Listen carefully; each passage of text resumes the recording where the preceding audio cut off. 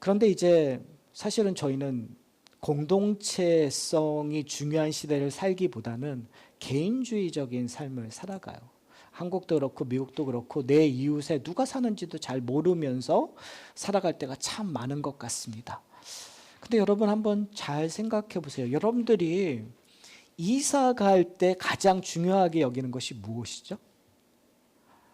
뭐 집의 가격일 수도 있지만 우리가 좋은 동네를 가고자 하는 이유가 여러분 뭐예요? 학군일 수도 있지만 사실은 그 학군을 만드는 건 거기에 모여 있는 사람인 것 같아요. 그러니까 우리가 그렇게 돈을 벌어서 좋은 학군을 가고 좋은 학교에 아이를 보내려고 하는 것은 어떤 의미에서 좋은 이웃과 함께 살고자 하는 우리의 욕망이 있기 때문에 우리가 그 동네로 이사를 가는 것들을 저희는 볼 수 있습니다. 우리도 그러는 것 같아요. 한국 분들은 좋은 학군, 좋은 이웃에 가는 곳을 열망하는 것 같아요. 근데 한번 저희가 좀 잘 생각해 봐야 되는 게, 그러면 우리에게 그들이 정말 좋은 이웃일까? 그러면 나는 그들에게 좋은 이웃일까? 라는 질문을 좀 하셨으면 좋겠어요. 왜 그러냐면 오늘 본문에서 저희가 너무나 잘 알고 있는 본문이에요. 그럼 이 본문에서 우리가 유추할 수 있는 결론은 나도 선한 사마리아처럼 사람은 돕는 일을 하자. 나도 사랑을 베풀고 자비와 긍휼을 베푸는 사람이 되자라고 쉽게 결론을 맺을 수 있는 것 같아요. 그게 틀리다라는 것이 아니라 오늘 사실은 이 오늘 본문을 통해서 예수님의 비유를 통해서 우리가 질문해야 될 것은 우리 이웃이 누군가라는 질문을 좀 하셨으면 좋겠어요. 그리고 참된 이웃은 누구인가? 라는 질문, 그 질문 속에서 오늘 예수님께서 왜 이런 비유를 하고 있는지에 대한 답을 찾으시는 저와 여러분이 되셨으면 좋겠어요. 오늘 본문의 시작은 이렇게 시작합니다. 어떤 율법 교사가 일어나 예수를 시험하여 이르되 선생님 내가 무엇을 하여야 영생을 얻으리까? 라는 질문을 던져요. 성경에 종종 예수님을 찾아와서 이런 질문을 하는 것들을 저희가 발견하게 됩니다. 누가 기억나시죠? 부자 청년이 이렇게 똑같이 얘기해요. 예수님이 찾아와서 어떻게 해야 영생을 얻습니까? 그러니까 인간은 본능적으로 이 질문을 던지는 것 같아요. 나보다 뛰어난 사람, 특별히 랍비라든지 이 당시에 그리고 저희들에게는 어떠한 영적 지도자에게 늘 질문을 던진 거죠. 어떻게 영생을 얻습니까? 다른 말로 얘기하면 어떻게 구원을 받습니까? 어떻게 천국을 갑니까? 라는 질문을 우리는 던져요. 그때 예수님께서 답을 하시는데 성경은 의도적으로, 특히 누가복음은 의도적으로 이 질문을 던진 자를 뭐라고 얘기하면 율법 교사라고 얘기를 해요. 그리고 그의 의도에 대해서 설명을 해요. 뭐라고 하죠? 질문 던지는 의도가 뭐죠? 예수님을 뭐하기 위하여? 시험하기 위하여 던진다는 거죠. 그러니까 이 질문에 의도성이 있다라는 거예요. 저희가 이러한 본문을 읽을 때 그러니까 단순히 어떤 결론을 찾기보다는 왜 이 결론까지 나오는가를 제대로 이해하기 위해서는 성경이 이야기하고 있는 배경이라든지 성경이 얘기하고 있는 그 사람의 심리와 의도성을 저희가 좀 잘 이해해야 이 본문이 우리에게 주는 유익을 제대로 찾을 수 있는 것 같아요. 지금 율법 교사가 나와서 예수님을 시험해요. 그 시험한다는 의미는 어떤 의미일까요? 예수님이 정말 제대로 알고 있는가라는 시험할 수 있는 거죠. 아니면 내가 알고 있는 그 지식과 예수님이 알고 있는 지식이 똑같는가. 그래서 동질성을 갖고 내가 저 사람을 받아들일 수 있는가 없는가를 따지는 경우가 참 많아요. 이거는 우리도 그래요. 저희도 어떠한 사람에게 시험한다라는 우리가 생각하는 그런 시험이 아니라 검증이라는 단어를 쓰죠. 저 사람이 우리 공동체 안에 들어올 수 있는가에 대한 검증의 단계를 할 때가 많아요. 교회를 찾을 때 여러분 어떻게 찾으세요? 이 교회 목사님이 어떤 사람인가, 이 교회 공동체는 어떤 사람인가를 나름대로 검증하는 그러한 그 단계를 거치잖아요. 그러니까 오늘 똑같아요. 율법교사 나와서 어떤 의도에서 지금 예수님을 시험하고 있는 거예요. 그런데 질문이 뭐냐면 무엇을 하여야 영생을 얻습니까? 다른 말로 하면 무엇을 해야 구원을 받습니까? 라는 질문을 던지는 거예요. 거기에 예수님께서 뭐라고 얘기하시죠? 이르시되 율법이 무엇이라 기록되었으며 내가 어떻게 읽었느냐? 공을 던지셨어요. 너의 생각은 어떠냐라고 얘기해요. 그러자 율법 교사가 뭐라고 얘기하냐면 우리가 너무나 잘 알고 있는 고백이에요. 이것은 율법을 정의했었을 때 늘 반복되어지는 이야기예요. 하나님의 그 영생을 얻는 방법은 결국은 하나님의 사랑하는 건데 그걸 이렇게 얘기를 해요. 27절에 보면 내 마음을 다하여 목숨을 다하며 힘을 다하며 뜻을 다하여 이게 뭐라는 거죠? 그럼 절대성이 여기 있다라는 거예요. 그러니까 영생을 얻기 위해서는 이러한 절대성이 있다라는 것을 강조하면서 뭐라고 얘기해요? 주 너희 하나님을 사랑하고 또한 내 이웃을 내 자신과 같이 사랑하라. 결국은 온 힘을 다하여 절대적으로 뭐 하라 그러는 거예요? 사랑을 하는 거예요. 근데 그 사랑의 대상을 수직과 수평으로 얘기해요. 수직은 누구를 얘기하는 거죠? 하나님을 얘기하고 있는 거예요. 그리고 수평은 이웃을 얘기하고 있는 거예요. 그러니까 결국은 영생을 어떻게 얻느냐? 하나님을 사랑하고 이웃을 사랑하는 것. 결국은 모두를 사랑하는 거겠죠. 하나님이 사랑이시니까 성경은 우리에게 하나님이 사랑이시다라는 이야기를 하고 하나님에 속한 사람들은 사랑을 해야 된다는 거죠. 그러니까 결국은 영생이라는 건 하나님과의 관계 속에서 뭘 경험하는 거겠어요? 사랑을 경험하는 거예요. 여러분이 영생을 하나님의 나라를 경험하고 싶으세요? 그러면 사랑을 점점 더 알아가야 되는 거예요. 요한복음 17장 3절에서 얘기하잖아요. 영생이 뭐예요? 하나님과 그를 보내신 예수 그리스도를 아는 것이다. 그러니까 예수님과 하나님을 어떻게 아는 거예요? 하나님의 사랑을 아는 거예요. 그 하나님의 사랑이 누구를 통해서 드러났어요? 예수 그리스도의 십자가를 통해서 드러났단 말이에요. 자기의 아들을 내어주시기까지 하나님이 사랑하셨다는 그 사랑을 깨달아야 우리가 하나님을 사랑할 수 있고 이웃을 사랑할 수 있는 거죠. 그러니까 지금 이 율법교사는 그 하나님의 그 말씀을 구약을 잘 설명하고 있는 거예요. 율법이 무엇인지. 그러자 예수님께서 뭐라고 얘기하시죠? 내 답이 옳도다. 율법교사가 되게 좋았겠죠. 그러면서 예수님께서 뭐라고 얘기하시죠? 내 답이 옳도다. 이를 행하여 그러면 살리라. 지금 오늘 본문에서 이 행하다라는 말이 반복돼요. 오늘 본문 맨 마지막 절에서도 예수님께서 이렇게 얘기해요. 예수님께서 이르시되 가서 너도 이와 같이 뭐라고요? 하라고 얘기해요. 행하라고 얘기해요. 그러니까 지금 오늘 본문에서 저희가 선한 사마리아인처럼 된다라는 것 행하는 일들이에요. 그런데 중요한 건 뭐냐면 오늘 이제 결론 부분에서 저희가 찾아야 되는 건데 어떻게 행할 것인가? 어떻게 사랑할 것인가? 왜 사랑해야 되는가? 사랑의 힘과 원천은 어디에서 오는가? 왜 그러냐면 율법이라는 것 자체가 끊임없이 우리에게 행함을 요구한단 말이에요. 그렇죠? 율법이 하나님의 법이 우리에게 주어졌을 때 요구하는 것이 있어요. 이것을 행하라. 행하면 어떻게 돼요? 축복을 받는 거고 행하지 않으면 너희가 벌을 받는 거예요. 행해서 축복받는 것이 뭐예요? 결과적으로 얘기하면 영생을 얻는 거예요. 결과론적으로 얘기하면 하나님의 백성이 되는 거예요. 자, 이런 관점에서 우리가 이해하고 그런데 여기서 이야기가 끝나지 않아요. 성경은 아주 재미있게 29절에 이렇게 얘기해요. 그 사람이 여기서 그 사람이 누구죠? 율법 교사예요. 그 사람이 자기를 옳게 보이려고 예수께 여짜오되 그러면 내 이웃이 누구이니까? 여러분 좀 이상하지 않으세요?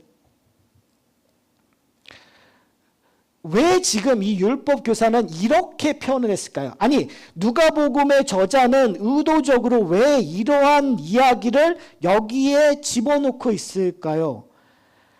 질문을 했는데 그 질문의 의도가 뭐죠? 처음에는 시험하는 거였어요. 근데 이 다음의 질문은 뭐예요? 자기를 옳게 보이려고. 그러니까 지금 이 율법 교사는 예수님과 자기가 똑같이 생각하고 있다라는 면에서 기뻐했었던 것 같아요. 근데 이제 더 이상 더 나가고 싶은 건 내가 예수님으로부터 인정받기 원하는 거예요. 자기가 제대로 갖고 있다라는 거, 올바른 지식을 갖고 있다라는 걸 예수님에게 보이고자 질문을 던졌다고 얘기를 하는 거예요. 그러면서 뭐라고 질문하냐면 내 이웃이 누구이니까. 왜 이 질문을 했었을까요? 분명히 전심으로 모든 것을 다하여 하나님을 사랑하고 내 이웃을 사랑하라고 얘기했잖아요. 근데 왜 하나님을 사랑하는 거에 대해서는 질문 안 하고 내 이웃에 대한 질문을 했었을까요? 근데 여기 이 질문은요, 부자 청년이 했었던 질문하고 되게 유사해요. 그러니까 부자 청년도 어떤 의미에서 지금 율법 교사와 동일하게 하나님을 사랑하고 있다라는 면에서는 확고한 자신감이 있었던 것 같아요. 여러분 기억나시죠? 부자 청년이 와서 율법을 지키라고 했을 때 자신이 다 지켰습니다. 그러자 예수님께서 뭐라고 얘기하시죠? 너의 재물을 다 팔아서 가난한 자에게 주고 나를 따르라. 결국은 뭐에 대한 이야기라고 있는 거예요? 하나님을 사랑하는 건 확신했는데 결국은 내가 갖고 있는 것들을 이웃에게 나눠주고 예수님을 따르는 거에 걸렸어요. 그런 면에서 오늘 질문은 의도적으로 어떤 의미에서 하나님을 사랑하는 것이 우리는 그런 것 같아요. 하나님을 사랑합니다. 그런데 예수님께서 항상 얘기하는 게 정말 하나님을 사랑해? 그러면 너 이웃을 사랑하고 있어? 라고 얘기하는 거예요. 우리는 종교적인 행위를 함으로 말미암아 여기 율법교사도 그렇고 부자 청년도 안식일을 거룩하게 지키고 있다는 사실을 통해서 하나님을 잘 섬기고 있다고 생각했어요. 율법을 잘 지키고 제사를 잘 지키고 내가 과부를 잘 도와주는 하나님의 법을 잘 지키고 있다는 것 때문에 정말 하나님을 사랑하고 하나님의 뜻을 잘 따르고 있다고 생각하는데 예수님은 약간 트위스트를 하고 싶으신 것 같아요. 정말 질문을 던지는 거예요. 정말 그래? 그러면 너 이웃을 사랑하는 거야? 그러니까 오늘 본문에서 왜 이렇게 얘기했는지 모르겠지만 아주 중요한 이슈를 끌고 가는 거예요. 내 이웃은 누구입니까? 율법 교사의 의도는 몰라요. 근데 예수님께서 비유를 하신 것을 통해서 우리는 율법 교사의 의도가 무엇인지는 예측할 수 있어요. 왜 그러냐면 오늘 이 비유를 보시면은요, 예수께서 비유를 드세요. 예루살렘에서 여리고로 가는 길에 한 사람이 강도를 만나서 거의 죽게 되었어요. 그때 등장하는 세 사람이 있어요. 누구죠? 첫 번째 제사장, 두 번째 레위 사람, 그리고 세 번째 사마리아 사람이 나타나요. 자, 이 율법학자에게 이웃은 누구일까요? 확실한 이웃은 제사장이겠죠. 그리고 레위 사람일 거예요. 이 레위 사람에게 이웃 때문에 가장 큰 걸림돌, 장애물은 누구일까요? 지금 얘기하고 있는 세 번째 나오고 있는 사마리아인이에요.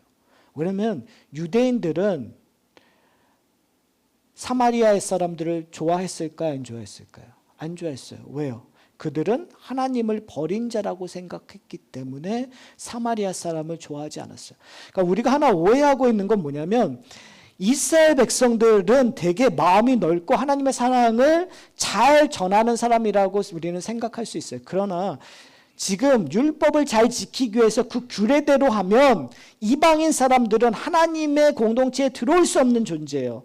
거기 사마리안도 똑같아요. 그래서 성경에 보면 예수님께서 분명히 사마리아를 돌아가야 되는데 예수님께서 의도적으로 사마리아를 지나서 간다라는 표현을 쓰고 계신단 말이에요. 그러니까 예수님의 마음과 그 당시의 랍비와 이 율법학자의 마음들이 충돌하고 있는 것들을 우리는 성경에서 자주 발견할 수 있어요. 그러니까 지금 예수님께서 의도적으로 세 명을 얘기하고 있어요. 근데 이 세 명의 차이가 있어요. 첫 번째 제사장은 여러분 여기서 의도적으로 예루살렘에서 여리고로 간다라는 표현을 써요. 그러면 제사장은 도대체 뭐하고 여리고로 갔었을까요? 제사를 드리고 갔겠죠. 근데 그걸 우리가 어떻게 할 수 있냐면 거기에 레위 사람을 등장시켜요. 그러니까 의도적으로 예루살렘에서 제사장과 레위가 할 수 있는 거는 그 제사를 돕는 일들을 했었단 말이에요. 그러면 레위 사람들에게는 이 일들이 되게 영광스러운 일들이에요. 제사장도 영광스러운 거예요. 그러니까 레위 지파 사람들이 하나님의 전에 가서 섬기는 일들은 그 일생일대 되게 중요한, 레위 지파로서 되게 중요한 일을 하고 있는 거죠. 근데 그 두 사람이 지금 예루살렘에서 여리고로 가요. 대제사장이 왜 이 사람을 지나쳐 갔을까요? 지나쳐 갈 수 있는 이유는 만약에 정당화한다면 그 사람이 죽었다고 판단하는 거예요. 왜? 오늘 본문에서 뭐라고 얘기했죠? 그가 죽은 것처럼 보였으니까. 거기서 때려 거의 죽은 것을 버리고 갔더라. 그러니까 죽은 것처럼 보였을 거란 말이에요. 그러면 이 제사장은 그 사람을 돕는다라는 생각을 안 했을 수 있어요. 왜 그럴까요? 율법에 의하면 더러운 것, 죽은 것을 만지면 그가 더러워지니까. 부정한 자가 되어버리기 때문에. 그러니까 지금 이 제사장은 어디서부터 온 거예요? 거룩한 일을 하고 온 그 예루살렘으로부터 가고 있는데 갑자기 시체가 있으니까 어떻게 해요? 돌아갈 수밖에 없어요. 뭐에 근거해서? 율법에 근거해서. 하나님의 법을 잘 지키는 것에 근거해서. 자, 그런데 한번 그것을 본 레위 사람은 어떻게 해야 될까요? 제사장이 되게 중요한 역할을 한다면 레위 사람들은 이 옆에서 제사장이 하는 일들을 돕는 허들의 일을 아마 했을 거란 말이에요. 그러면 제사장이 돌아갔다면 레위 사람은 돌아갔을까요? 안 돌아갔을까요? 당연히 돌아갔겠죠. 그러니까 어떻게 보면 이 일들이 우리에게는 말도 안 되는 이야기처럼 들릴 수 있지만 이 당시에 종교적인 열심을 가지고 율법 아래 있었던 사람들에게는 당연한 일일 수 있다는 말이에요. 근데 지금 예수님께서는 의도적으로 이 사람들을 등장시키고 있는 거예요. 그러면서 그 이웃이 누구냐라는 질문에 답하기 위해서 의도적으로 자신이 율법학자가, 율법교사가 내 이웃이라고 확신하고 있는 사람들의 행동 거지에 대해서 얘기하고 있는 거죠. 그런데 그 다음에 등장하는 인물이 사마리아 사람이에요. 아마 율법학자는 이게 무슨 소리야 라고 생각했을 거예요. 왜 여기서 사마리아 사람을 예수님께서 비유로 들고 있을까? 되게 가오뚱하고 이상하게 읽었을 거예요. 그러면서 예수님께서 예화를 드시는데 33절에 보면 한번 보세요. 어떤 사마리아 사람이 여행하는 중 거기에 이르러 그를 보고 뭐 했다고요? 불쌍히 여겨 한 일이 뭐죠? 가까이 가서 기름과 포도주를 그 상처에 붓고 싸매고 자기 짐승에 태워 주막에 데리고 가서 돌봐주니라. 율법에 근거하고 이스라엘 백성들의 관례에 근거하면 사마리아 사람은 부정한 사람이에요. 근데 문제는 뭐냐면 이스라엘 사람들은 사마리아 사람이 이미 부정하다고 생각했어요. 그들과 함께 밥도 먹지도 않았고 대화도 하지 않았던 사람이에요. 그러니까 사실은 상관없는 거죠. 부정한 사람들끼리 부정한 일들을 했으니까 아무런 문제가 없는 거예요. 그런데 지금 예수님께서는 그런데 이 일들이 내가 참 이웃이 누구냐에 대한 질문을 하면서 이런 얘기를 해요. 그리고 나서 그 다음에 35절에 보면 그 이튿날 그가 주막 주인에게 2데나리온을 내어주며 이르되 이 사람을 돌보아주라. 비용이 더 들면 내가 돌아올 때 갚으리라 하였으니. 여기서 되게 이 선한 사마리아인의 역할이 무엇인가에 대한 고민이 들어가요. 자, 그 강도 만든 자를 낫게 하는 일뿐만 하는 것이 아니라 뭐까지 하는 거죠? 그의 빚을 갚아주는 일까지 한다라는 것들을 지금 예수님께서 비유로 넣어지고 계시는 거거든요. 자, 그렇다면 우리가 이 성경 전체를 이해하는 관점에서 아마도 이 비유를 이 당시의 제자들은 이해를 못했을 것 같아요. 그러나 저희는 성경을 다 이제 예수 그리스도로 말미암아 완성된 성경의 그 비밀을 안 자로서 우리가 유추할 수 있는 것 같아요. 자, 여기서 이 선한 사마리아인은 누구를 상징적으로 이야기하고 있을까요? 우리가 아까 제가 설교를 시작했을 때 그랬죠. 우리가 결론을 선한 사마리아인이 되자고 얘기하는 것이 맞기는 하지만, 그렇죠? 그게 다가 아니었으면 좋겠습니다라고 말씀을 드렸어요. 왜 그러냐면 1차적으로 이 비유에서 선한 사마리아인은 누구를 상징적으로 이야기하는 걸까요? 저는 예수 그리스도를 상징적으로 이야기한다고 생각을 해요. 왜냐하면 길을 가다가 강도 맞은 자가 누구이기 때문에, 우리이기 때문에. 우리는 길을 가다 강도 맞아서 죽을 수밖에 없는, 스스로는 살 수 있는 힘이 없는 존재예요. 그러니까 이 우리에게 참된 이웃이 누구인가? 그 질문 속에서 우리가 이 비유를 온전히 이해한다면 결국은 제사장이나 레위나 그 율법의 근거에서 열심히 살았던 율법이 우리를 해결해 줄 수 없단 말이에요. 율법학자에게, 율법교사에게 질문하는 거예요. 이 강도 맞은 사람을 너희가 너희의 힘으로 해결할 수 있느냐? 종교적인 열심이나 율법으로 이 강도 맞은 자를 해결해 줄 수 있느냐? 구약 성경에서 얘기는 할 수 없다라는 거예요. 그런데 누가 그 일들을 하는 거예요? 예수님이 하신 거죠. 근데 예수님이 어떠한 모습으로 오셨죠? 복음서에서 끊임없이 예수님께서 인간의 몸을 입으셨다라는 거예요. 그러니까 스스로 부정한 자가 되셨다라는 거거든요. 하나님이심에도 불구하고 인간의 몸으로 입으셨다라는 것, 하나님의 입장에서는 뭔가 부족한 것이 되는 거죠. 누구를 위해서? 우리를 위해서, 강도 맞은 자를 위해서. 그러니까 예수님께서 이 유대인들이 생각하고 있는 부정한 자, 우리보다 부족한 자, 선한 사마리아인이 참 이웃이 되는 것처럼 예수님께서 하나님의 심을 내려놓고 낮은 모습으로, 그러니까 지금 누가 보면 끊임없이 낮아지고 그 좀 소외되고 어려운 자를 통해서 하나님의 나라의 일들이 일어난다는 것들을 우리에게 끊임없이 보여주고 있잖아요. 그러니까 지금 예수님께서 그 일을 하시기 위하여 오셨다라는 거예요. 근데 그가 오셔서 어떻게 해요? 우리를 보살펴 줄 뿐만이 아니라 우리의 빚진 것들을 갚으신다는 거죠. 그러니까 결국은 예수님께서 오셔서 하시는 일들이 뭐냐면 우리의 죄값을 지불하기 위하여 어디에 달려 죽으시는 거예요? 십자가에 달려 주시는 거예요. 그 예수 그리스도의 피가 우리의 대속의 피가 돼버리는 거죠.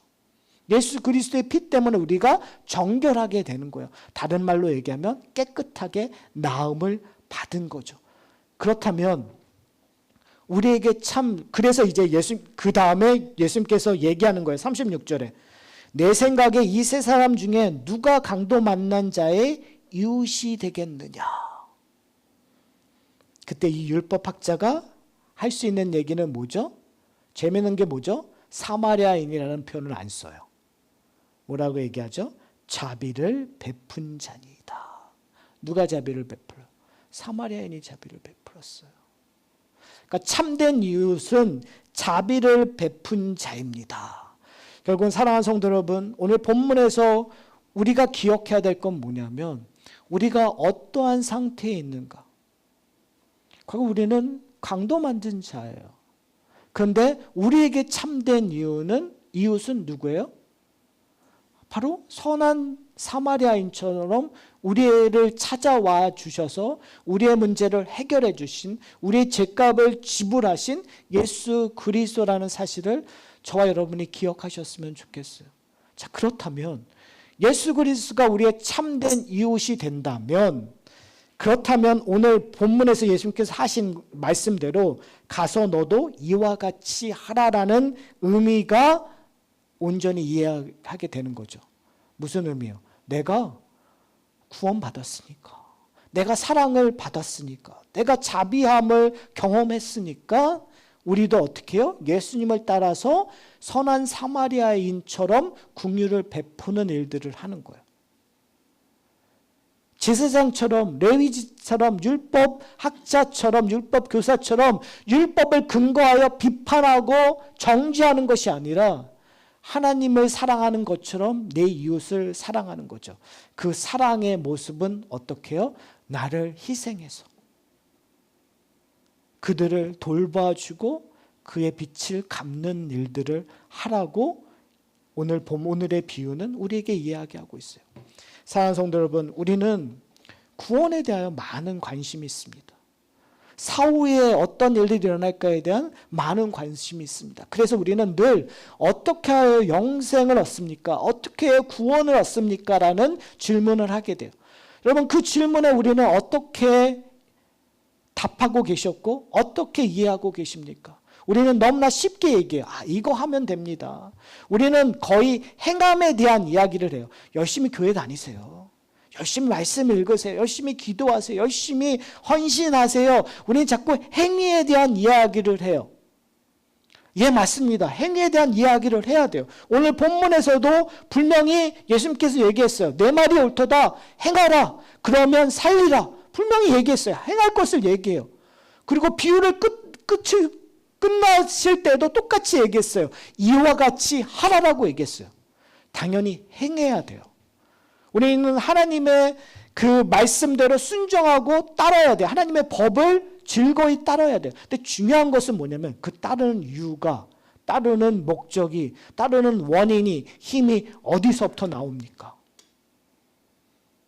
율법 교사처럼, 부자 청년처럼 그냥 구원에만 관심이 있어서, 레위인처럼, 제사장처럼 내가 거룩한 일을 하고 왔기 때문에 이제 내가 그 기쁨으로 자신의 돛이 되어서 그냥 내 갈 길로만 가는 그 일들을 하고 있습니까?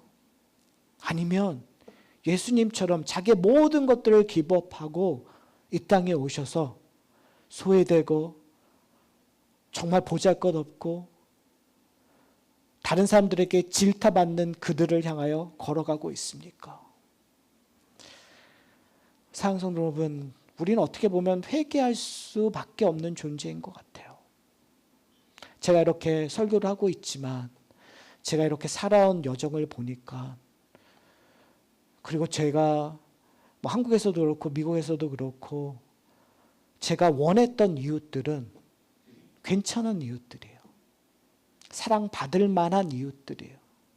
좋은 동네 사는 이웃, 내가 괜찮은 내 이웃의 괜찮은 사람들하고 교제하고 싶어하는 욕망들이 항상 제 마음에 있었던 것 같아요. 그러니까 제 생활 속에서, 제 삶의 영역 속에서 정말 괜찮은 사람들, 더 좋은 사람들, 내가 존경하고 싶은 사람들, 그 사람들에게 향하는 발걸음은 가볍고 빨라요. 그런데 정말 사람들에게 지탄을 받고 멸시를 받고 별 볼 일 없는 사람들에게 가는 걸음은 참 느리고, 그 사람들하고 마주치고 만나는 건 부담되고 힘든 것이 저의 인생 속에서 많이 있었던 것 같아요. 회개할 수밖에 없어요. 근데 그 회개할 수밖에 없는 이유가 어디 있냐면 바로 내가 죽을 수밖에 없었던 존재라는 거예요. 하나님의 입장에서 난 거룩한 자도 아니고 나는 심판을 받을 수밖에 없는 존재였다는 거예요. 근데 날 위하여 누가 찾아오신 거죠? 예수님께서 찾아오셨어요. 나를 구원하셨어요. 나를 위해 십자가에 달려 돌아가셨어요. 결국은 오늘 본문을 유일하게 이해할 수 있는 것은 우리가 하나님의 사랑을 알고 있는가? 내가 예수 그리스도의 사랑을 알고 있는가? 경험하고 있는가요? 부자 청년의 오해, 그리고 율법학자의 오해는 뭔지 아십니까? 자신이 하나님을 사랑하고 있었다라는 것. 자신이 하나님의 법을 잘 지키고 있었다라는 오해에서부터 저는 시작한다고 생각합니다. 우리가 지금 필요한 것은 오라 나는 공고한 자로다. 하나님, 내가 지금 하나님 앞에 서 있는 건 전적으로 하나님의 은혜 때문에 서 있는 것입니다. 즉 내가 사랑해서 영생을 얻는 것이 아니라 하나님의 무조건적인 사랑이 나한테 내려왔기 때문에. 여러분, 이거는 우리는 항상 주 여호와를 사랑한다라는 것이 내가 하나님을 향한 사랑의 화살표라고 오해하고 있는 것 같아요. 저는 하나님이 우리로 하여금 향한 그 큰 은혜 때문에 결국은 이웃을 향하여 우리의 사랑이 화살표가 나간다라는 것들을 잊지 않으시는 저와 여러분 되셨으면 좋겠어요. 그러면 우리의 이웃이 누군지 아는 거죠. 여러분, 여러분의 이웃이 누구죠? 예수 그리스도예요. 예수 그리스도가 여러분의 이웃이 되셨습니다. 그것만 여러분이 확실히 알게 된다면, 그러면 예수 그리스도가 가시는 곳, 예수 그리스도가 만나시는 곳, 예수 그리스도가 향하는 곳이 우리의 이웃이 될까요, 안 될까요? 되겠죠. 그럼 예수님께서 어디를 향하셨을까요? 사랑하는 성도 여러분, 참 어려운 세상에 살고 있습니다. 기독교가 힘이 없는 참 이상한 세상에 살고 있습니다. 한국이나 미국이나. 왜요? 우리 이웃이 세상 사람이 생각하는 이웃과 별반 다르지 않기 때문이라고 생각합니다. 이때 오늘 본문이 우리에게 요구하는 것들을 다시 한번 보고 다시 한번 우리 이웃이 참된 이웃이 누구인가를 고민하는 저와 여러분 되셨으면 좋겠어요. 여러분, 그 일들이 쉽다라는 얘기가 아니에요. 어려워요. 나한테 불편한 사람에게 다가간다는 것 여러분 어렵습니다. 부담됩니다. 정말 하기 싫어요. 그런데 그 일을 누가 하셨다고요? 예수 그리스도가 하셨다고요. 성도가 된다라는 것, 그리스도인이 된다라는 건 그 일들에 조금씩 동참하는 것입니다. 그 일을 우리의 힘으로 할 수 없다라는 걸 인정하시고 성령의 도우심을 바라는 저와 여러분이 되셨으면 좋겠어요. 그래서 그 일들을 우리 가운데 풍성히 누리는 저와 여러분이 되셨으면 좋겠어요. 여러분, 강도 만나서 좀 어려우셨던 적을 기억하셨으면 좋겠어요. 건강하셨던 것만 기억하지 말고. 우린 망각의 동물이잖아요. 그래서 우리는 어렵고 힘든 걸 자주 잊어버리시는 것 같아요. 근데 여러분, 내가 강도 만난 적이 있었다라는 거, 내가 정말 버림을 받았었던 적이 있었다라는 거, 내가 죽었던 자처럼 보였었던, 그래서 사람들이 나를 피했다라는 그거를 기억하셨으면 좋겠어요.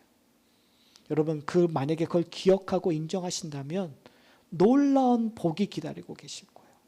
놀라운 축복이, 놀라운 힘이. 왜요? 그 은혜가 여러분을 끌고 가기 때문에요. 여러분의 의지가 끌고 가는 것이 아니라 그 하나님의 은혜가, 성령의 힘이 여러분을 끌고 가실 거예요. 성화라는 것은 여러분의 힘과 성령의 역사의 힘이 싸우는 거예요.